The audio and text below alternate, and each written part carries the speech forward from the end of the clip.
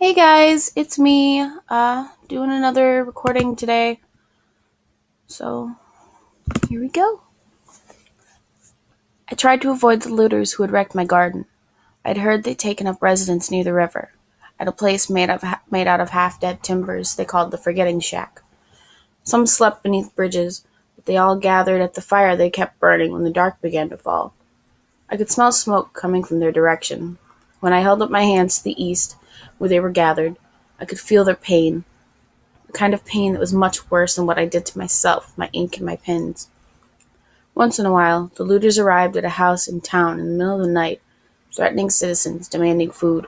Most of them were no older than me. A few were only 11 or 12. They had lost their parents, and one by one, they'd run away from their empty homes. They drank gin until they were dizzy. They made themselves sick with whatever they found in their parents' medicine cabinets. Tablets to make them woozy with dreams, pills that kept them up all night. I had seen Heather Jones, the girl I knew who had joined them, panhandling on a corner. She had woven 100 braids into her hair, and she wore what had once been a beautiful white dress. People walked by without looking. They didn't want to see the emptiness in her eyes, but I put some coins in her tin. I didn't wait for her to thank me. That's not why I did it. It was because I remembered the white dress she wore, how pretty she'd looked in school, how jealous I'd been. Now, the fabric was torn from the brambles she slept upon. Now it was closer to gray. I could hear the looters every once in a while, music rising from down at the Forgetting Shack at the river. I felt protected by my bad reputation and the nails I hammered into the trees around my house. A warning not to come near. But sometimes I'd wake in the night and listen to their music. I couldn't help myself. Voices carried on the wind, and their voices called to me. Several times I'd left my sister in my dreams and risen from my bed under the table. The loneliness I felt cut right through me, and not even sleep could ease my sorrow on nights such as these. "Help me," my sister called in my dreams, but I no longer went to her to help her carry water from the well, or sweep the floor, or close the window. One night I went out very late. I made my way through the woods to see the Forgetting Shack for myself. I watched the looters dancing until their feet were bruised. Their bodies were covered with sweat. Some of them howled, and the sound went down my spine. Some of them spun in circles until they looked like spires of silver. Standing there alone, I swayed in time with the music. There were drums and tambourines. There was the organ they'd stolen from the church and the flutes they'd taken from the school music room. But this music was different than anything I'd heard before. It was something that scared me and made me want to be closer to it at the very same time. I thought dancing with the looters would be like jumping into the fire. I would never have to think again. All I had to do was join them, do as they said, follow their lead, forget everything that had come before. I laughed out loud at the notion, and my laughter made them turn to me all at once. The boys I'd gone to school with were looking at me. Most of them had never noticed me before. Now, I could probably have any one of them, if that's what I'd wanted. They were as lonely as I was. I could dance all night long with any boy I choose. I could forget right along with them. They started to call to me as if they knew me. They started to come nearer. They thought I was Green, too shy to speak. Green, who had patience and pretty long hair. Green, who would dance with anyone who asked. Anyone who grabbed her. Anyone who pulled her closer to the fire. "Leave her alone," a girl shouted. It was Heather Jones, in her dirty white dress. She was drunk, but she recognized me. "Does she look like she's one of us?" Now the boys examined me closely. They saw the black roses and ravens on my skin. They noticed the nails on my boots, and my clothes, covered with thorns, so that anyone who tried to touch me would surely bleed. They ran from me then, as though I were the dangerous one. They went back to their fire as if they never noticed me standing close by. I went home, grateful to Heather for calling out. She knew I wasn't like them. At the same time, I understood what they were after. I understood wanting to forget. Things that made you remember cut like pieces of glass. A song, a memory, a blade of grass, a white dress, a dream, all of it as painful as the deepest wound. I went home and locked my door. I was glad to be away from those pathetic creatures at the Forgetting Shack who didn't know how to face the darkness of their lives.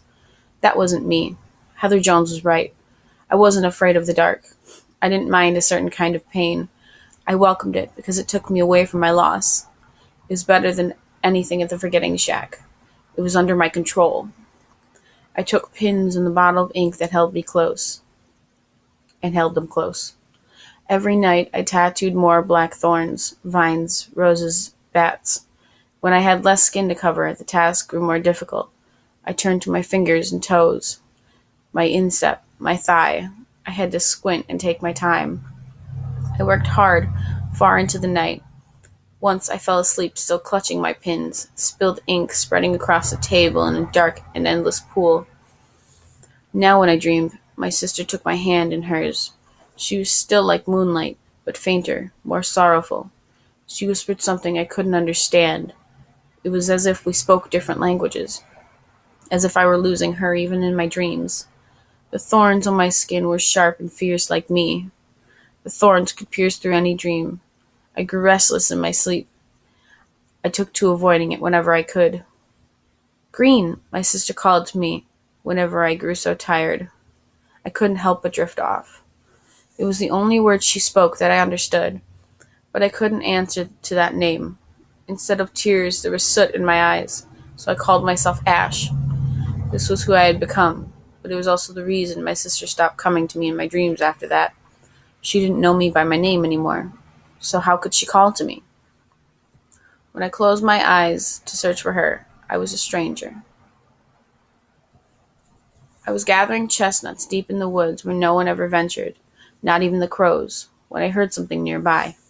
Beside me, Onion began to growl, low in his throat, the way he used to whenever hawks came too close to our garden, whenever there were strangers in the yard. I bent to the ground. I could feel footsteps. At first I thought it might be looters, come after me. But when I touched the air, I could feel regret in the wind. I thought it might be the girl Heather Jones, with her neat braids and her ruined dress. Every once in a while, she left her tin outside my gate. I filled it with bread or cooked rice or a bit of sugar. Sometimes I added a small pot of my asparagus soup. But when I pushed away the overhanging branch of an oak tree in order to peer through, I could feel hope in the stems of the singed leaves. A few birds that were left in the woods were chattering, flapping their wings, hopping from branch to branch. I could hardly see through the shadows, but when I narrowed my eyes, I observed something white moving through the bare trees. It wasn't Heather Jones in her torn dress. She slept most of the day, along with the others from the Forgetting Shack, exhausted from their wild nights. I thought it might be a ghost that approached me, my sister perhaps, with her snow-white hair, or my mother in her favorite white shawl, or my father, his beard gone white with the shock of what had happened to our beautiful green world. I dropped to my knees, not caring about sticks and stones. I could feel the thorns I had sewn into my jacket and legs stamping through me. I wanted my family more than I ever thought I could want anything. Any bit of them, any piece would suffice. If it were only ghosts that I'd found, that would have been enough for me. I wouldn't have asked for more. If it had been nothing more than mist I could neither touch nor hold, formed into the shapes of those I loved, so be it. As long as I could see my sister, my mother, my father, I would pay any price, accept any answer. But it was no one I loved there for me, not in spirit or body. It wasn't a ghost or an angel or an enemy. It wasn't mist or a cloud or memory. It was only a dog, a huge white greyhound. She was standing motionless, the scattered leaves on the ground turning to powder beneath her paws. I grabbed Onion to make sure he wouldn't charge, only to be snapped up by the larger dog in one bite. I carried my sister's terrier and the basket of chestnuts through the woods.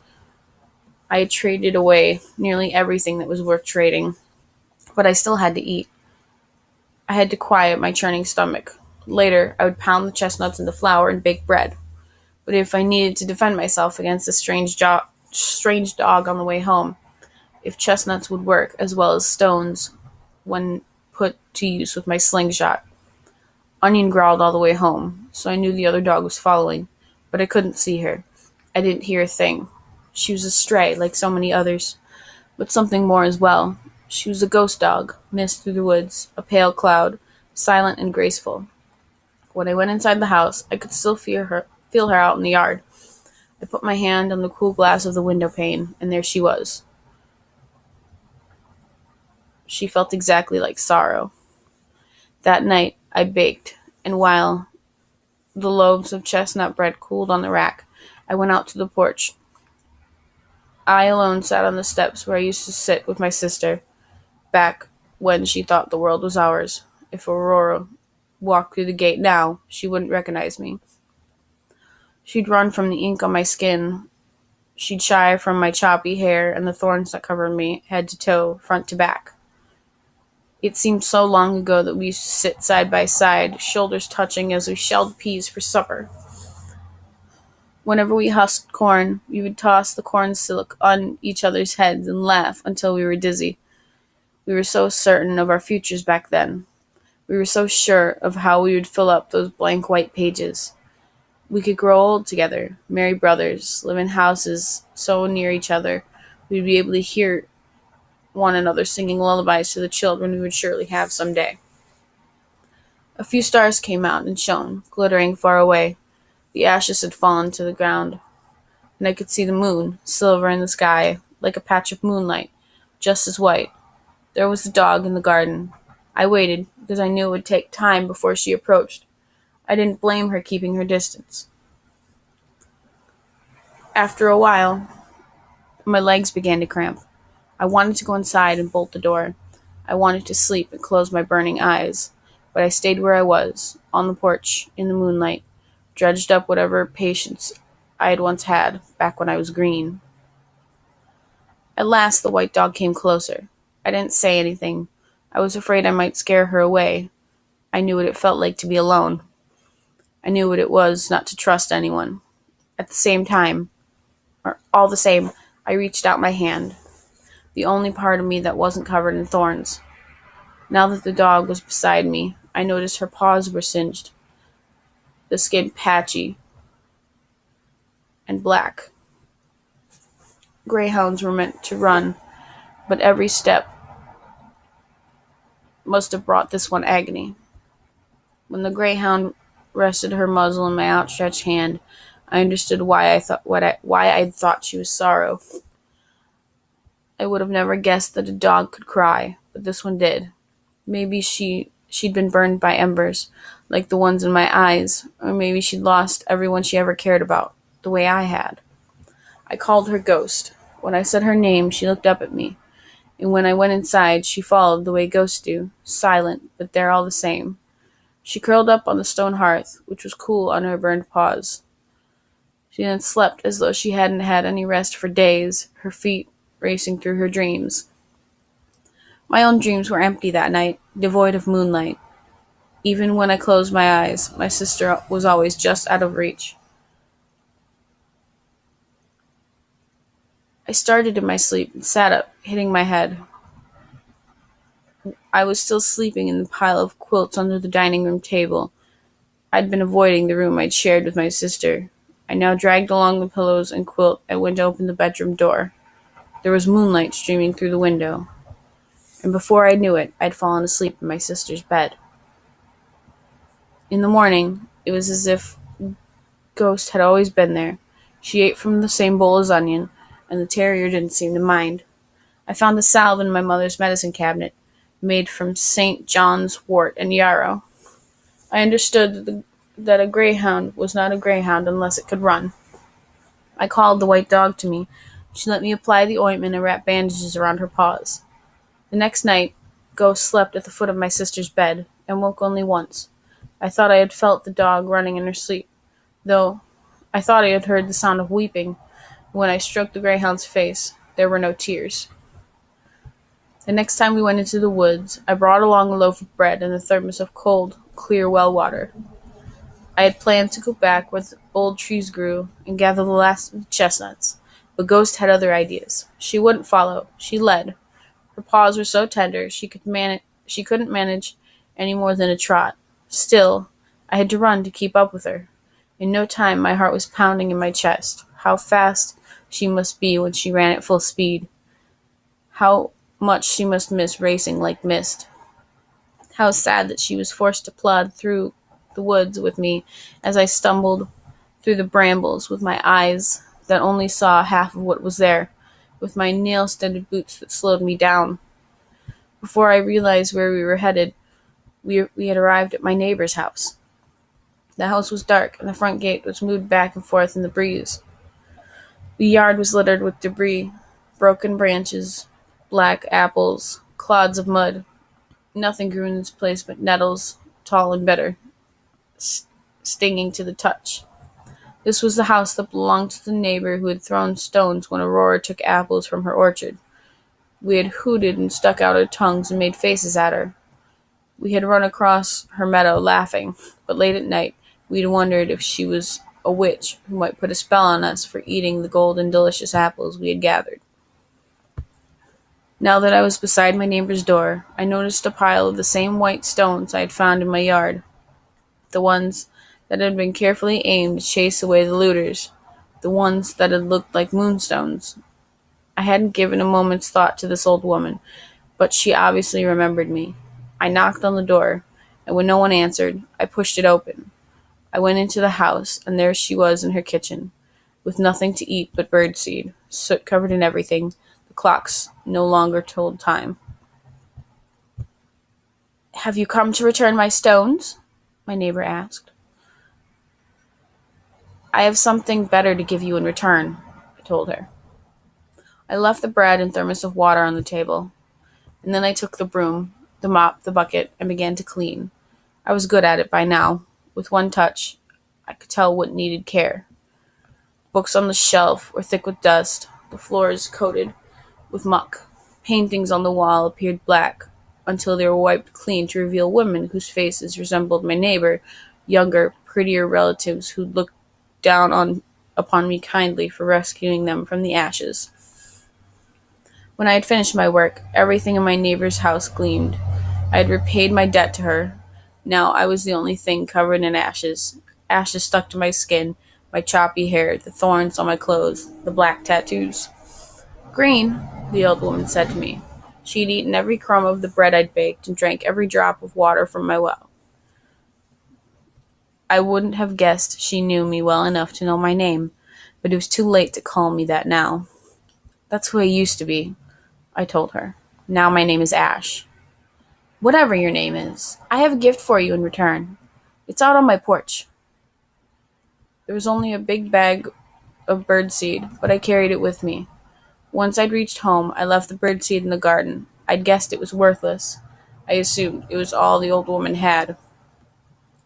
My hands hurt from cleaning my neighbor's house. My feet ached in my father's boots. My skin hurt from the sharpness of the pins. I had no time for worthless gifts. Alright, guys, I think that's it for me today. I hope you guys like this. I know I got a few people leaving comments and stuff like that. So, I guess if you want to hear more, leave a like or a comment. If you want to hear me read more books, leave a comment on what you'd want me to read. You can also subscribe. See when I come up with updates, whatever that may be, because I'm busy with life and stuff. So yeah, if you like it, comment, like, subscribe, all that stuff. Thanks for watching, guys. Bye!